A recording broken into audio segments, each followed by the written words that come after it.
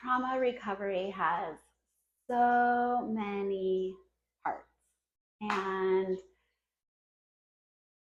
one part is obviously the somatic nervous system regulation, which supports you feeling safe enough to go to those places that are scary.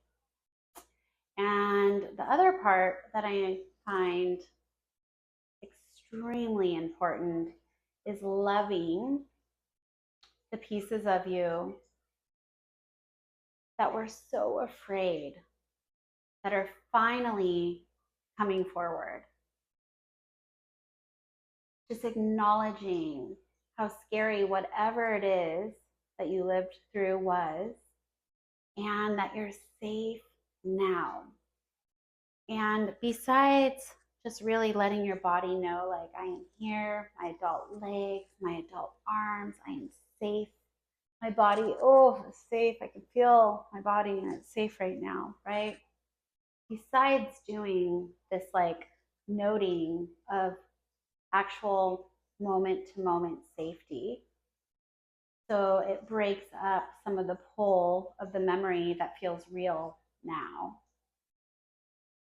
Really starting to become intimate with this little piece of you that's ready to heal, that's ready to come forward, that's ready to be protected, that's ready to be nurtured, that's ready to be seen, that's ready to be understood, right?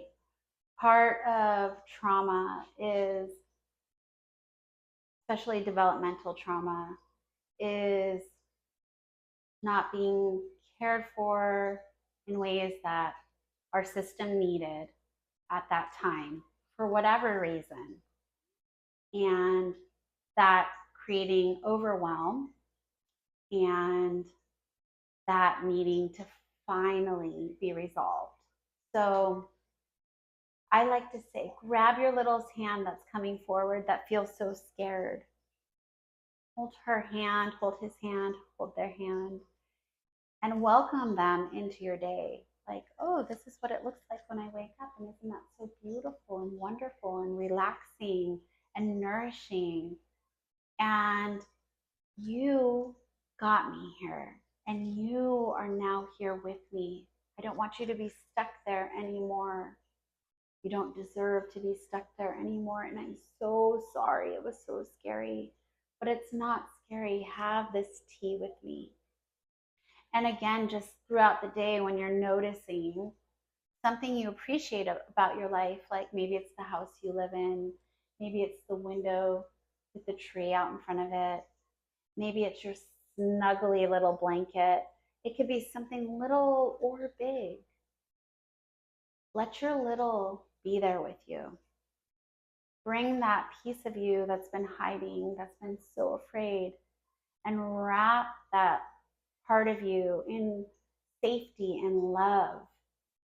And let her, him, or them know it's okay and they survived. And you're so grateful for their resilience, and they don't have to be stuck in the fear anymore. I believe that this intimacy allows for movement towards internal trust. And trust is such a huge word when it comes to trauma. And starting to trust ourselves, our adult self, our wise self that's here right now, today, in this adult body, in this room that's safe, that's listening to this, can love and nurture the little and give all the loving light and care and attention that was needed back then, that wasn't received.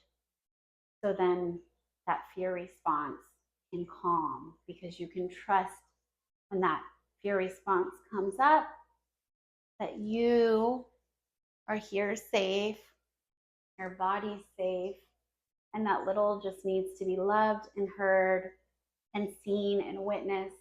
And sometimes that's crying, right? Sometimes it's like disappointment, sometimes it's anger, but being in touch with that place is the beginning.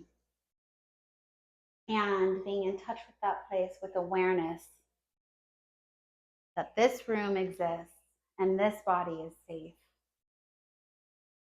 And she got me there, right? Like, it worked. Her little fear response worked, but she doesn't need to be afraid anymore.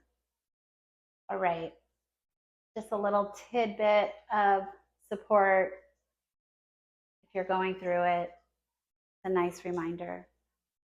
Sending you all love and light. And I like to wrap myself in iridescent white light with gold melting just around me. And I like to feel the gold penetrating from my hands. And it's another way I can send love to this body that's present now with imagery that's supportive to my system.